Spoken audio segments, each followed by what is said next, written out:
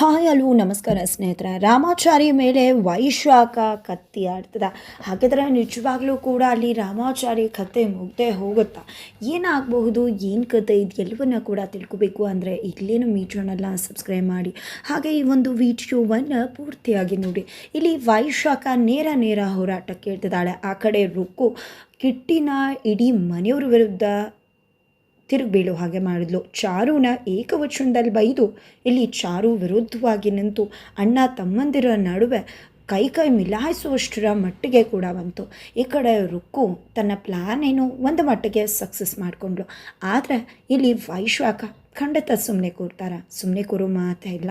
ಈ ಕಡೆ ಚಾರುಗೆ ಬುದ್ಧಿ ಕಲಿಸ್ಬೇಕು, ಜೊತೆಗೆ ರಾಮಾಚಾರಿ ಕತೆ ಮುಗಿಸ್ಬೇಕು ಅಂತ ಹೇಳಿ ತುಂಬ ಚೆನ್ನಾಗಿ ಡಿಸೈಡ್ ಮಾಡ್ಕೊಂಡ್ಬಿಡ್ತಾರೆ. ಅದೇ ಕಾರಣಕ್ಕೋಸ್ಕರನೇ ನೇರ ಯುದ್ಧ ಕೇಳ್ತಿದ್ದಾರೆ. ಕದ್ದು ಮುಚ್ಚಿ ಮಾಡೋದೇನು, ನೇರವಾಗಿ ಯುದ್ಧ ಶುರು ಮಾಡ್ಕೊಳ್ಳೋಣ ಅಂದ್ಕೊಂಡಿದ್ದ ಇಲ್ಲಿ ಚಾರುಗೆ ಗೊತ್ತಾಗುವ ಹಾಗೇ ಮೆಟ್ಲಿಗೆಲ್ಲ ಎಣ್ಣೆ ಚೆಲ್ತಿದ್ದಾಗೆ ಚಾರು ಬರ್ತಾಳೆ. ಏನು ಮಾಡ್ತಿದ್ಯಾ ವೈಶಾಖ, ನೀನು ಯಾಕೆ ಮೆಟ್ಲಿಗೆಲ್ಲ ಎಣ್ಣೆ ಚೆಲ್ತಿದ್ಯಾ ಅಂತ ಕೇಳಿದಾಗ, ಯಾಕೆ ಏನು ಅಂತ ಕೇಳ್ತಿದ್ರೆ, ನೀನು ಮತ್ತು ಇಡೀ ಮನೆಯವರೆಲ್ಲ ಸೇರಿಕೊಂಡು ನನಗೆ ಹೇಗೆ ಹೊಡೆದು ಬಡ್ದು ನನ್ನ ಕಾಲನ್ನು ಪೆಟ್ಟು ಮಾಡಿದ್ರೆ ಅದನ್ನು ನಾನು ಇನ್ನೂ ಕೂಡ ಮರ್ತಿದ್ದಾನೆ, ಅಂದಮೇಲೆ ಅದನ್ನು ತೆಗೆದು ರಿವೆಂಜ್ ಆಗಿ ಕೊಡಲೇಬೇಕಲ್ವ ಅಂತ ಹೇಳ್ತಿದ್ದಾಳೆ. ನೀನು ಏನೂ ಕೂಡ ಮಾಡ್ಕೊಳ್ಳೋಕ್ಕಾಗೋದಿಲ್ಲ ವೈಶಾಖ, ನಾನಿದ್ದೀನಿ ಅಂತ ಚಾರು ಹೇಳೋದಕ್ಕೆ, ಏನು ಮಾಡ್ಕೋತೀಯ ನೀನು, ಮನೆ ಒಳಗಡೆ ಮಾಡ್ಕೋಬಹುದು, ಬಟ್ ಮನೆಯಿಂದ ಆಚೆ ಏನು ಮಾಡ್ಕೊಳ್ಳೋಕ್ಕಾಗತ್ತೆ ನಿನ್ನಿಂದ ಅಂತ ವೈಶಾಖ ಹೇಳ್ತಾರೆ. ಇಷ್ಟು ದಿನ ಕದ್ದು ಮುಚ್ಚಿತ್ತು, ಆದರೆ ಇನ್ನೇನೇ ಇದ್ರೂ ನನ್ನ ನಡುವಿನ ಹೋರಾಟ ನೇರ ಅಂತ ಹೇಳ್ತಾರೆ ವೈಶಾಖ. ಜೊತೆಗೆ ಇದರಿಂದ ಚಾರಿ ನಿನ್ನೆತ್ತ ಮಾವ ಬಿಡಲಿ, ನಿಮ್ಮ ಅತ್ತೆ ಮಾವಂಗೆ ನೋವಾಗುತ್ತೆ, ಸೊಂಟ ಮುರಿಯತ್ತೆ, ಅಕಸ್ಮಾತ್ ನಿನ್ನ ಗಂಡ ಬಿಡಲಿ, ನಿನ್ನ ಗಂಡಂಗೆ ನೋವಾಗತ್ತೆ. ಆದರೆ ಇದ್ರಲ್ಲಿ ಒಂದು ಕಾಮನ್ ಥಿಂಗ್ ಏನು ಗೊತ್ತಾ, ಯಾರಿಗೆ ಪೆಟ್ಟಾಗಲಿ ಆದರೆ ಅವ್ರಿಗಿಂತ ಜಾಸ್ತಿ ನೋವಾಗೋದು ಯಾರಿಗೆ ಹೇಳು, ನೀನೇ ನನ್ನ ಟಾರ್ಗೆಟ್ ಕಣೆ ಅಂತ ಹೇಳಿ ವೈಶಾಖ ಹೇಳ್ತಾರೆ. ತದನಂತರ ವೈಶಾಖ ಆ ಕಡೆ ಹೋಗ್ತಿದ್ದಾಗೆ ಇಲ್ಲಿ ಚಾರು ಎಲ್ಲ ಎಣ್ಣೆನ ಕೂಡ ಕ್ಲೀನ್ ಮಾಡ್ತಿದ್ದಾಳೆ, ಬಿಕಾಸ್ ಯಾರಾದರೂ ಜಾರು ಬಿದ್ದರೆ ಅಂತ ಹೇಳಿ.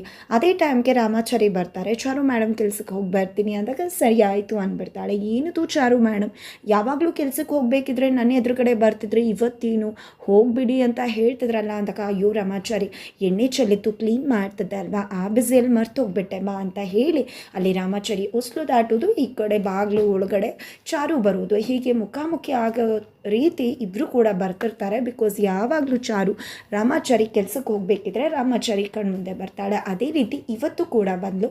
ಬಟ್ ಆ ಕಡೆ ರಾಮಾಚಾರಿ ಚಾರುನ ನೋಡ್ತಾನೆ, ಹೊಸ್ಲು ದಾಟಬೇಕಾದ್ರೆ ಡಬ್ಬಂತ ಹೇಳಿ ಸ್ಕಿಡ್ಡಾಗಿ ಬೀಳ್ತಾರೆ, ರಕ್ತ ಹಾಕ್ಬಿಡುತ್ತಾ.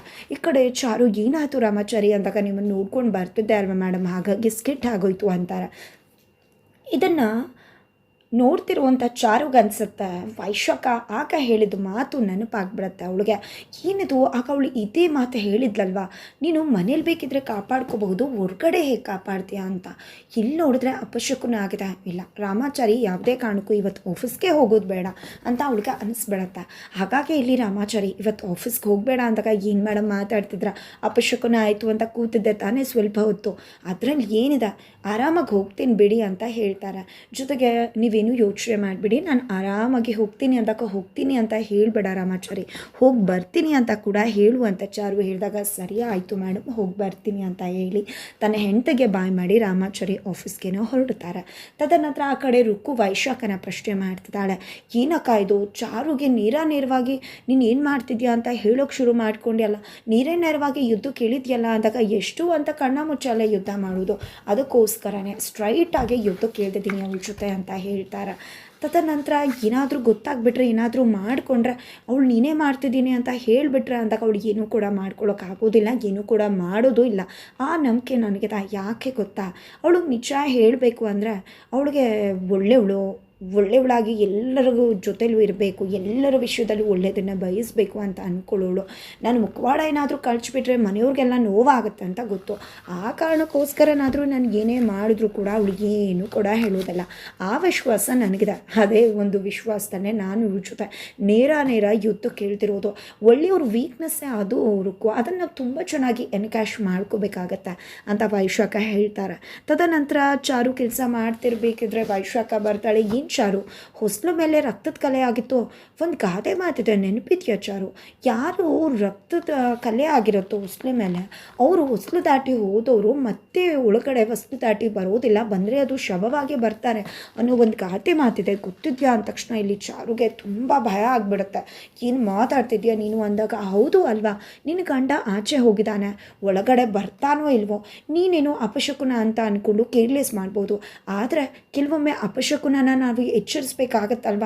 ಒಂದು ಪಕ್ಷ ಹೋಗಿದ್ದ ರಾಮಾಚಾರಿ ವಾಪಸ್ ಬರಲಿಲ್ಲ ಅಂದರೆ ಅದಕ್ಕೋಸ್ಕರ ಎಚ್ಚರಿಸ್ತಿದ್ದೀನಿ ಚಾರು ಅಂತ ವೈಶಾಖ ಹೇಳ್ತಿದ್ದಾಗೆ ಈ ಕಡೆ ಚಾರು ವೈಶಾಖ ಕೆನ್ನೆಗೆ ಬಾರ್ಸೋಕೆ ಹೋದರೆ ಏನು ಮಾಡ್ಕೋತೀಯ, ನೀನು ಏನೂ ಕೂಡ ಮಾಡ್ಕೊಳಕ್ಕಾಗೋದಿಲ್ಲ.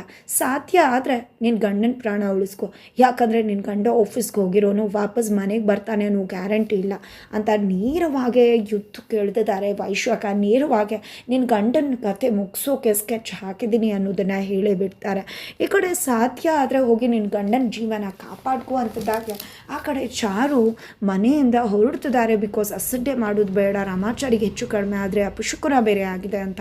ಆ ಕಡೆ ರಾಮಾಚಾರಿ ಎಳ್ನೀರು ಹತ್ರ ಹೋಗಿ ನಿಂತ್ಕೋತಾರೆ. ಎಳ್ನೀರು ಕಚ್ಚೋ ಮನುಷ್ಯನ ನೋಡಿದ್ರೆ ನಿಜವಾಗ್ಲೂ ಕೊಲೆನೇ ಮಾಡಿಬಿಡ್ತಾನೇನೋ, ಅವನೇ ವೈಶಾಖ ಕಡೆಯವನೇನೋ ಅಂತ ಅನ್ನಿಸ್ಬಿಡುತ್ತೆ. ಬಟ್ ನೋಡೋಕಷ್ಟೇ ಆ ವ್ಯಕ್ತಿ ಆ ರೀತಿ ಇರೋದು. ಎಳ್ನೀರು ಕುಡ್ಕೊಂಡು ಮುಂದೆ ಹೋಗಬೇಕಿದ್ರೆ ಇನ್ನೊಬ್ಬ ವ್ಯಕ್ತಿ ದಾರಿ ಸಿಗ್ತಾರೆ.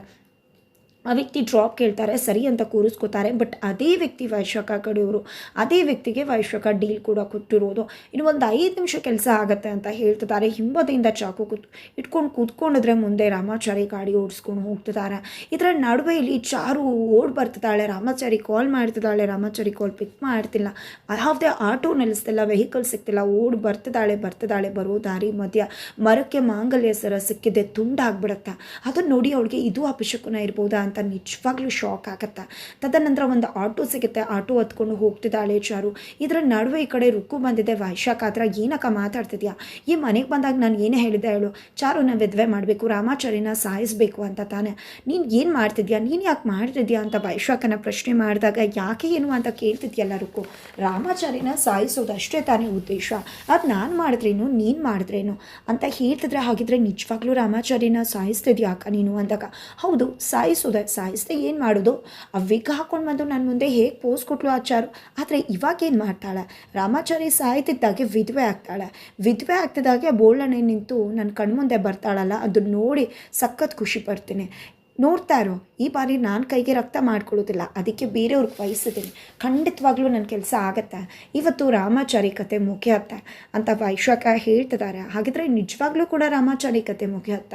ಅಲ್ಲಿ ಚಾರು ಹೋಗಿದ್ದೆ ತನ್ನ ಗಂಡನನ್ನು ಕಾಪಾಡ್ಕೋತಾಳ, ಅಥವಾ ಮಿರರಲ್ಲಿ ನೋಡಿದ್ದೆ ಹಿಂದೆಯಿಂದ ಯಾರೋ ನನ್ನನ್ನು ಚುಚ್ಚೋಕೆ ಬಂದಿದ್ದಾರೆ ಅನ್ನೋ ವಿಷಯ ರಾಮಾಚಾರಿಗೆ ಗೊತ್ತಾಗಿದ್ದೆ ಆ ವ್ಯಕ್ತಿನ ಹಿಡಿದು ಹಾಕ್ತಾರ. ಅದರ ನಡುವೆ ಈ ಕಡೆ ಚಾರುನೇ ಬರಬೇಕಾಗತ್ತಾ ಚಾರಿನ ಕಾಪಾಡೋದಕ್ಕೆ, ಅಥವಾ ರಾಮಾಚಾರಿಗೆ ಚುಚ್ಚೋ ಪೆಟ್ಟು ಚಾರುಗೆ ಬಿದ್ದು ಬಿಡುತ್ತಾ? ಇದೆಲ್ಲದಕ್ಕೂ ಮೀರಿದ ಮತ್ತೊಂದು ಘಟನೆ ಏನಾದರೂ ಜರುಗತ್ತಾ? ಕಿಟ್ಟಿ ಅಣ್ಣನ ಪ್ರಾಣನ ಬಂದು ಕಾಪಾಡೋಕ್ಕೆ ಅಲ್ಲಿ ಎಂಟ್ರಿ ಕೊಡ್ತಾರ. ಇಲ್ಲಿ ನಿಜವಾಗ್ಲೂ ಆಲ್ರೆಡಿ ರುಕ್ಕು ಪ್ಲ್ಯಾನ್ ಸಕ್ಸಸ್ ಆಗಿದೆ, ಚಾರು ವಿರುದ್ಧ ಸಿಡಿದಿದ್ದಾರೆ ಕಿಟ್ಟಿ. ಬಟ್ ಅದನ್ನೆಲ್ಲ ನೋಡ್ತಿದ್ರೆ ನಿಜವಾಗ್ಲೂ ಅದೆಲ್ವೋ ನಾಟಕ, ಕಿಟ್ಟಿದ್ದು ಇನ್ನೇನೋ ಪ್ಲ್ಯಾನ್ ಇರ್ಬೋದು ಅಂತ ಅನಿಸುತ್ತೆ. ಆ ಪ್ರಕಾರವಾಗಿ ನೋಡೋದಾದರೆ ನಿಜವಾಗ್ಲೂ ಕೂಡ ಇಲ್ಲಿ ಚಾರಿ ಪ್ರಾಣನ ಕಾಪಾಡೋದಕ್ಕೆ ಕಿಟ್ಟಿಯೇ ಎಂಟ್ರಿ ಕೊಟ್ಟು ಬಿಗ್ ಟ್ವಿಸ್ಟ್ ಕೊಡ್ತಾರಾ ಅನ್ನೋದನ್ನು ನೋಡಬೇಕಾಗಿದೆ.